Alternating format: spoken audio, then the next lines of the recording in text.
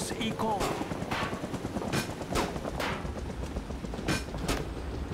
We have a lost Foxtrot. We are taking Delta. Horror.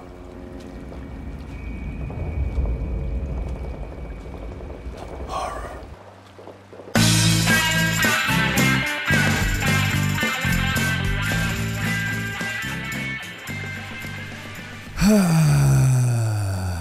Well, it's over, guys. The beta 7 has ended. I finally get into the beta, and they end it after 2 days, dude. I'm going through fucking withdrawals, man. What an amazing shooter. Okay, before we even get into talk about this epic fucking shooter, let's talk about a couple things. First of all, hello, how are you? rhinoCRUNCH here today, and we are doing the first, this is crazy to say, this is crazy for me to say, we are doing the first Vietnam game since Bad Company 2, okay? Now, you guys may not give a fuck about that, okay? You're like, whatever, man, who cares? You know, it's just like another Vietnam game, man, whatever, you know what I'm saying? You know what I'm saying? I want some lasers on my guns. Fuck that, okay? Fuck the future, all right? Fuck futuristic guns, and fuck the past. Screw World War II. I'm not a fan, all right? You guys are a fan. Good for you. That's you, man. To each their own. If you're a fan of Battlefield 1, when I heard about Battlefield 1, I was like, who gives a flying fuck about World War I? Who cares about the guns? And Battlefield 1, don't get me wrong, you've seen none of it on this channel, and that's for good reason, okay? And I used to be a huge Battlefield fan. Over each release has gotten worse since the one before it, in my opinion. And I'll talk about that in a minute, but let's talk about Rising Storm 2 Vietnam and how fucking awesome this game is, okay? It's got a lot to live up to, okay? First of all, it's Vietnam era, okay? So this could be really easy for them to fuck up.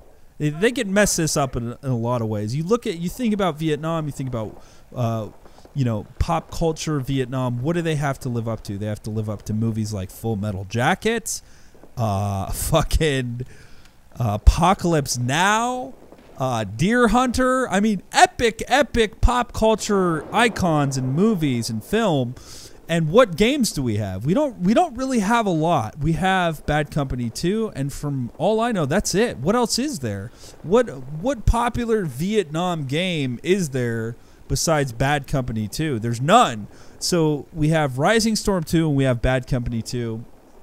Now, Bad Company 2 or Battlefield Bad Company 2 Vietnam was one of my most favorite expansions ever. And it wasn't really an expansion, it was a standalone game, whatever. It was like this weird DLC they were doing at the time.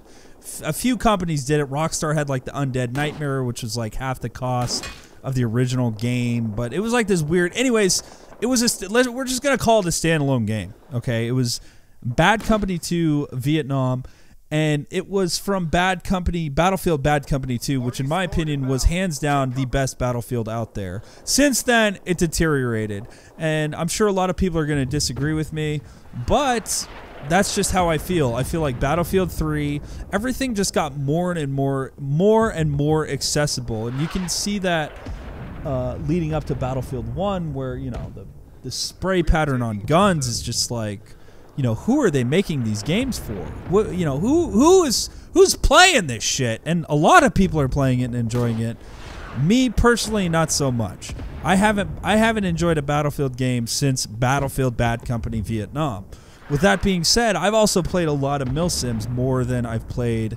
I guess you could call this an arcade-style shooter, even though it's not really, to me, an arcade-style shooter because of the scale of the map. So this is the first Vietnam game on the channel since Battlefield Bad Company 2 Vietnam, which you won't find those videos anymore. I think I made them private, and then I ended up deleting them. I wish I could find them because those were some of the original videos that got me into YouTube. Was Battlefield Bad Company 2 Vietnam videos and Bad Company 2 non-expansion videos. That's what got me into doing what I'm doing today 6 years later. So that's how inspiring this is, and this game is so inspiring. Just these battles, the different maps. You know, you got Hamburger Hill, you got all these different battles, and it's just fascinating to me. It's extremely fascinating to me, and I don't know why Vietnam has been so fascinating to me. I think it's because of the era. I think it's because of all the documentation we have on Vietnam. You know, there really isn't a lot of documentation on World War II as far as video footage. There's tons and tons and tons and tons of Vietnam footage online. There's tons and tons of people alive who've been interviewed. You know, there's this YouTube channel where they interview these vets, and there's these hour-and-a-half long interviews, and they're just telling their stories of Vietnam. And there's hundreds of interviews. You know, I'll put links in the description if you guys are interested. But anyway, so Vietnam has always been the most fascinating to me. It's inspiring to me. It makes me want to watch Apocalypse Now again, which I've probably seen Apocalypse Now 50 times easily. Absolute most favorite movie of all time. Hands down favorite movie of all time. And so playing a game of one of my most favorite genres, favorite wars, is terrible as that sounds, favorite war. It's pretty inspiring. It's pretty inspiring, to say the least. And they have done a great job. They've done a fantastic job with this game. So, first of all, the map design. The levels, the way that you progress in, like, the supremacy mode, the sandbox feel to it. It doesn't really feel like there's borders to these maps. These maps are massive.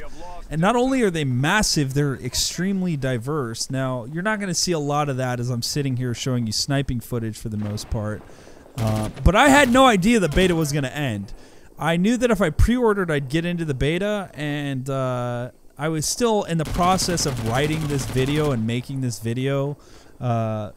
And then they just kind of ended it, and I've only had so much footage, so I kind of got to go with what I had. I wasn't really prepared to go around and record when the game just like fucking uninstalled itself, which kind of sucks. But it is what it is. I had a lot of fun during the beta. So the level design is awesome. The use of vehicles is awesome. The balance is awesome. Now, people are going to say, this is overpowered and this is underpowered. I think there should be a reasonable amount of balance in a war game like this, where the brutality is so... it's just so evident. I mean, you have such a small margin of error. And that's what I loved about Battlefield Hardcore mode, is there's such a small margin of error. It takes the skill level and requirement, and it raises it. It just raises the bar. You can't sit there and have to shoot somebody 5, 6, 7, 8 times before they die. You can actually get these crazy kill streaks. I think the highest kill streak I got, unfortunately I wasn't recording, was Hamburger Hill. Ironically, I got 36 kills on Hamburger Hill of the US, and I really wish I would have recorded that, because I would have used that as for this whole video. But I literally killed 36 Americans on Hamburger Hill with a sniper rifle, which is fucking epic. What other game can a casual like me, who's got 0 hours in Rising Storm 1, find the perfect snipe spot and kill 36 players? I mean, it's just fucking unheard of.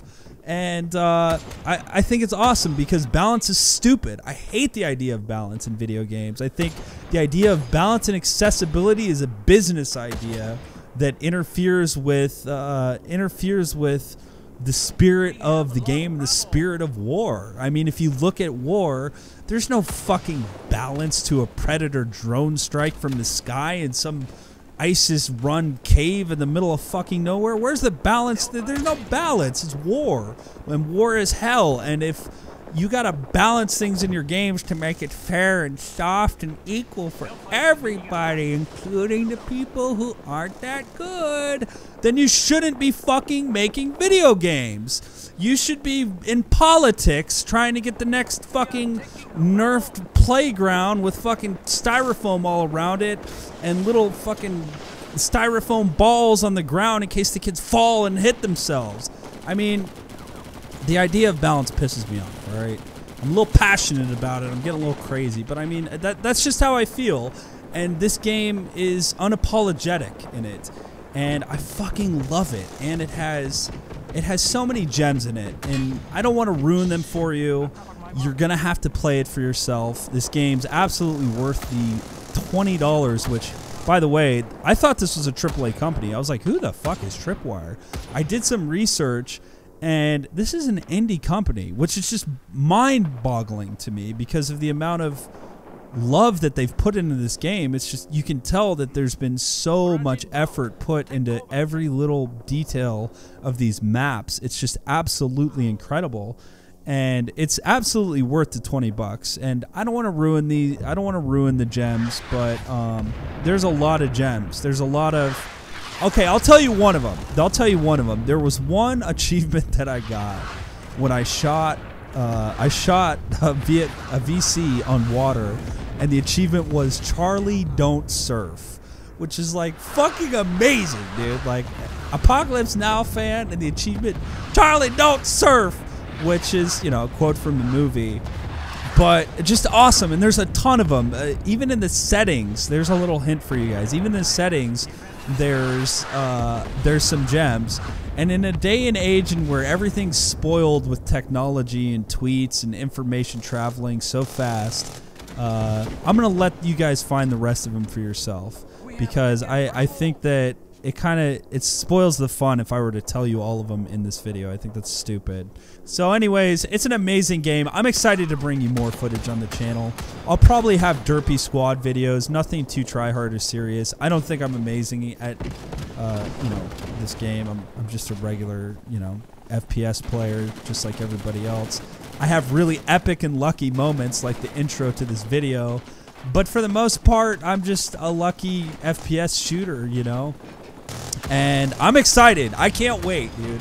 I can't wait. I'm actually, when I get done with this video, this is how excited I am.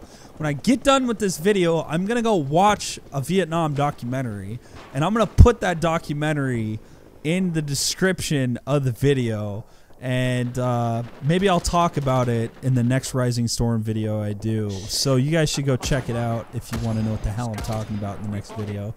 Until then, I love you guys. Thank you for your support. Make sure to like the video if you like it, or if you don't like it, that's cool too, man. Just thank you guys for your continued support, and I hope you like the upload schedule. I hope you like the amount of work I'm putting in. I'm really busting ass on YouTube, and I'm sorry that I took a month off. I took 3 months off. But this I've gotten refocused, and I absolutely am not going to stop the YouTube grind. If anything, I'm refocused and more dedicated than I've ever been in my life. So I just want to thank you guys for your support. Not to get all fucking soft on you at the end of this thing, but catch you in the next episode, dudes. Peace. Zambi, what the fuck are you doing? What? Dude, what are you doing, dude? What are you doing? What are you doing, dude? Hold on, come here. Come here. I gotta see this. Oh my god, what are you doing, dude? What am I doing? You're like dabbing, dude. You're you're fucking, oh my god, I can't even describe it. We're not in the combat area? Yeah, over there is out of the combat area. That's bullshit, dude. What the fuck is going on? Oh, we gotta go towards C, that's why. Oh, guy right in front of you. I can't shoot! Oh my god, Zambi. He was right in front of you, and then you fucking got in front of me so I couldn't shoot him. I killed him! You were like fucking body blocking me with your fucking weird pose that you're doing.